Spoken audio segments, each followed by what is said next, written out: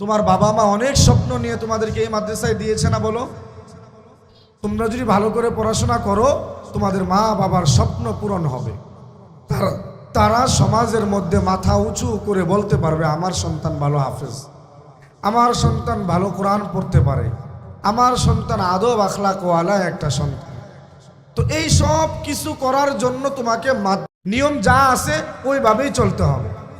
যেভাবে উস্তাদ পড়াশোনা করতে বলেন ঠিক ওইভাবেই পড়াশোনা করতে হবে। উস্তাদের কথার বাহিরে যাওয়া যাবে? উস্তাদের কথার বাহিরে যাওয়া যাবে? কখনো না, কখনো উস্তাদের বাহিরে যাওয়া যাবে না, কথার বাহিরে। উস্তাদ যা বলবেন, যেমন বলবেন, যেভাবে বলবেন। পড়াশোনার ক্ষেত্রে উস্তাদের সমস্ত কথা তোমার মেনে নিতে হবে।